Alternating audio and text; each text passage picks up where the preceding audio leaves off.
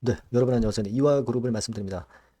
여러분, 코아스가 관련이 돼 있죠. 코아스가 3일째 급등을 하고 있기 때문에 이 부분에서 우리가 주목하는 것은 이화 그룹권에 대한 포함된 다른 이야기가 있느냐. 네, 이 부분이죠. 네, 요건에 대해서 한번 알아볼 거고요.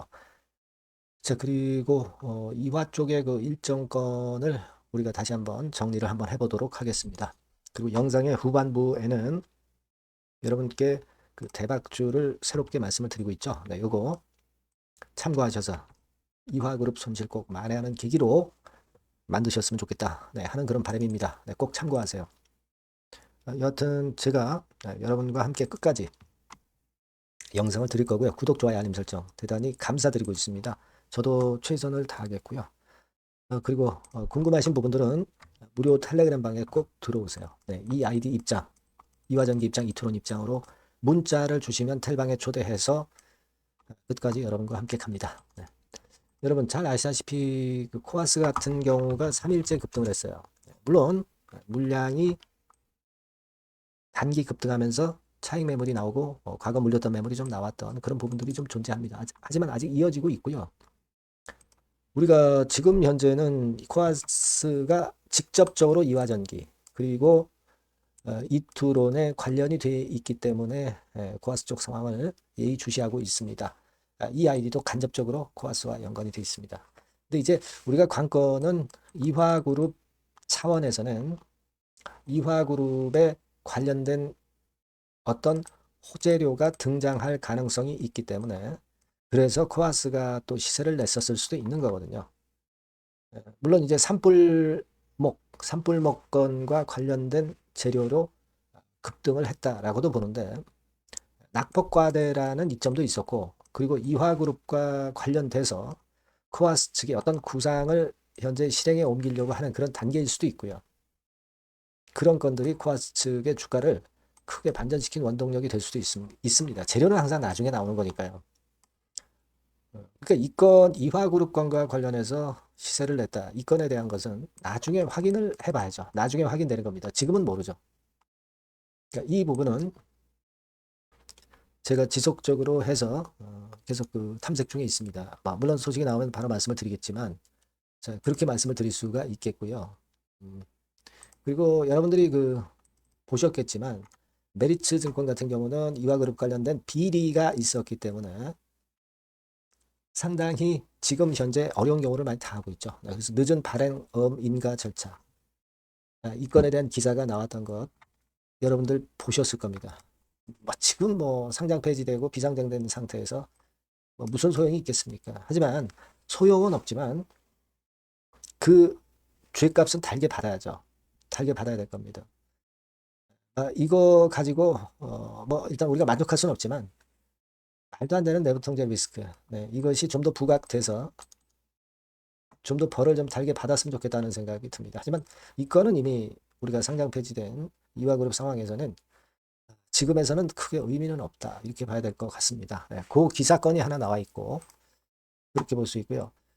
그리고 이제 제가 엊그제 그 말씀을 드렸습니다. 네, 이화전기 사측에서 이화전기 주식을 살려고 하는 움직임이 있다는 그런 토론 게시판의 캡처 내용을 제가 올려드렸습니다.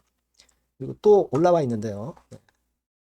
플로토스 1호 조합이 이화전기 주식 매입을 한다는 건에 토론 게시판에 글이 또 올라와 있습니다. 네, 이것이 100% 팩트인지 아닌지는 우리가 지금 현재 알 수는 없어요. 하지만 지금 플로토스 1호 조합건과 관련된 이야기가 게시판에 자꾸 나오는 걸 보면 어느 정도는 우리가 인정을 할 수도 있는 것 같고요.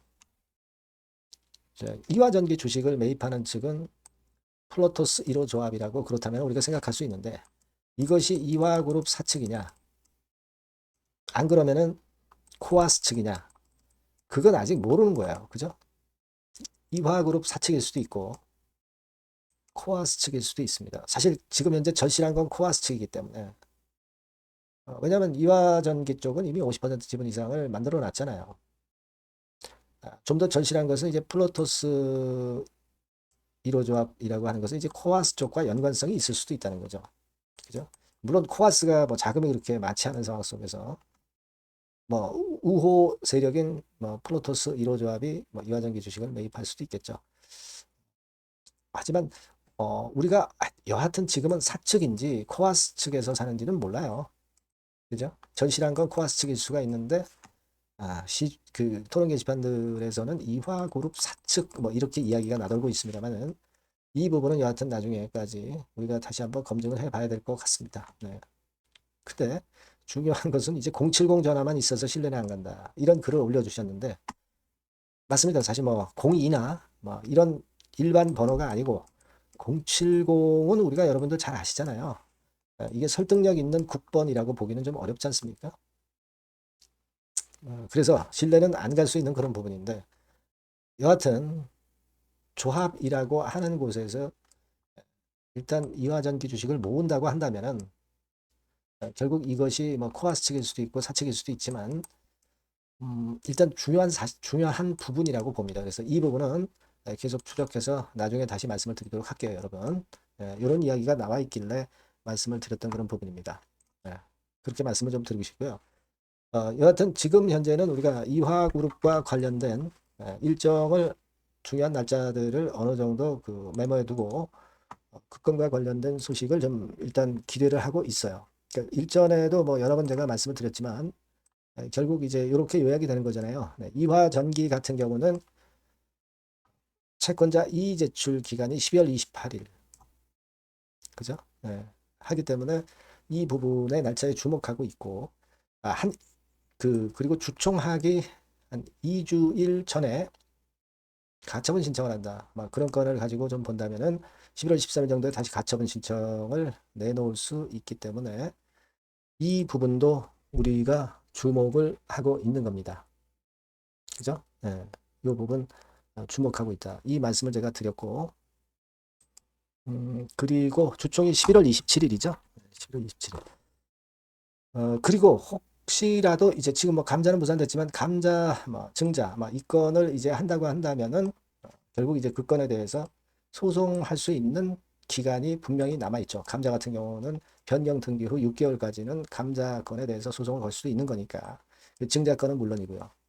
그러니까 여하튼 이런 부분들도 우리가 후속적으로 봐야 될 사안이다. 이렇게 보고 있는 거고. 자, 이투론 같은 경우는 해산 청구 소송. 제가 그 재판 사이트 보여드렸습니다. 아직은 이제 제가 말씀드린 기간까지만 그 과정이 나와 있고요. 채권자 이의 제출 기간 11월 17일, 감자 기준일 11월 17일. 그리고 제가 말씀드린 재판 과정을 통해서 보면은 한 11월 14일, 한 달 정도까지 이투론이 답변서가 제출을 해야 되는 상황이니까 이 여부를 좀 우리가 보고 있는 겁니다. 그리고 감자 증자의 소송권은 같은 얘기고요. EID 같은 경우도 이투론과 대동소이하고요. 한 가지 부분은 EID 같은 경우도 주주연대에서 10% 이상을 갖고 있기 때문에 여기서 해산 청구 소송을 할 수 있는지 여부를 우리가 한번 보자는 겁니다. 그죠? 그래서 이와 같은 건들이 지금 제일 중요하다.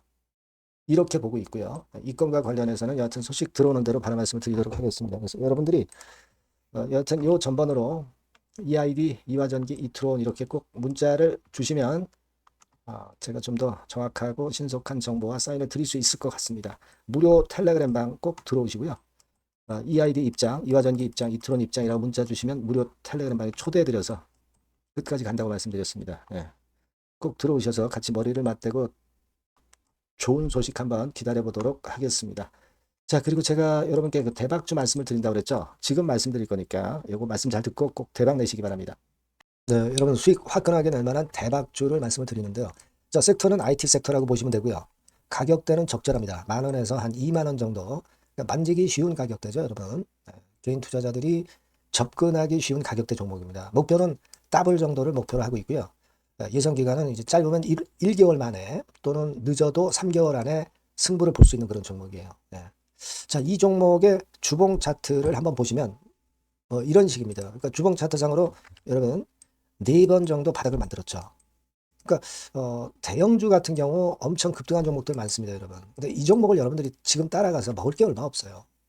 그리고 좀 흔들리면 불안해서 털고 나오고 실제로 매매하기가 상당히 까다롭습니다. 그러니까 생바닥에 완벽한 바닥 구성한 종목을 여러분들이 선택하시는 게 좋아요. 대형주보다는 중소형주 탄력성이 크죠. 네, 얘네들 차례예요. 네, 얘네들 차례입니다. 이쪽을 여러분들이 공략하실 필요가 있어요. 그리고 상승 초기에 시동 거는 단계이기 때문에 그래서 유리하다는 거 다시 한번 강조를 드리고요. 자, 그 다음에 이제 말씀을 드릴 수 있는 부분은 이미 급등한 대형주보다 이제 시작하는 중소형 성장주라고 말씀을 드렸어요. 생바닥 상승 초기 국면 진입 중소형주라고 말씀을 드렸습니다. 그죠? 수급적으로 특징이 있는데 그 특징은 뭐냐면 뭐 1, 2개월 동안 외인들이 들어온 게 아니라 무려 5개월간 외인들이 들어온 종목입니다. 자, 여기 보시면 확인이 되시죠? 이 빨간 선이 이제 외인입니다. 1, 2개월이 아니에요. 네, 5개월 동안 계속해서 매집을 해왔는데 주가가 그렇게 크게 못 올랐어요. 아까 그 주봉 차트 이제 보셨잖아요. 그죠? 네, 그런 강점이 있는 종목이다. 이겁니다, 여러분. 네, 이거 좀 생각하셔야 되고. 자, 그리고 이제 가장 큰 강점은 뭐냐면 미래 기업이라는 거는 자꾸 인원을 구조 조정을 하게 돼 있어요. 자꾸 줄어듭니다. 급권과 관련해서 최대 모멘텀이 있는 종목이에요. 이게 특징적입니다, 여러분. 그리고 지금 현재 IT 장비도 물론 가장 큰 모멘텀이 있는 종목이지만 2차 전지 사업까지 범위로 확장을 하고 있어요. 최근에 2차 전지들 이제 떠오르기 시작하죠, 여러분. 하기 때문에 우리가 이 종목 집중을 해야 된다고 봅니다. 그리고 이 종목의 특징은 실적 자체는 좀 우리가 확실하다고 보기는 어렵습니다. 아직까지는 실적은 조금 처져요. 네. 하지만 이 실적보다는 미래 성장성하고요. 재무적인 부분이 너무 좋아서 안정성까지 겸비되어 있다는 거예요. 아시겠습니까? 그래서 이 강점이 있는 거예요. 부채 비율은 뭐 10 내지 30%밖에 안 되고 현금을 무려 1, 2천억 정도 확실하게 보유하고 있기 때문에 뭐 증자라든가 뭐 12BW 발행이라든가 이런 거 절대 없어요. 한 주당 가치가 희석화될 이유가 없다는 거죠. 네. 그리고 마지막 포인트로는 3차 상법 개정이 되면 최대 수혜가 될 수 있는 종목입니다. 3차 상법 개정의 중심이 뭡니까, 여러분? 이거 한번 잘 생각해 보세요. 예. 요겁니다, 여러분. 요 대박주는 꼭 한번 해보시고요. 요 전번으로 대박이라고 문자 주시면 제가 매수부터 중간에 매매라든가 매도까지 확실하게 가이딩을 해드리도록 하겠습니다. 꼭 문자를 주셔서 대박 시세 한번 내시기 바랍니다. 네, 감사합니다, 여러분.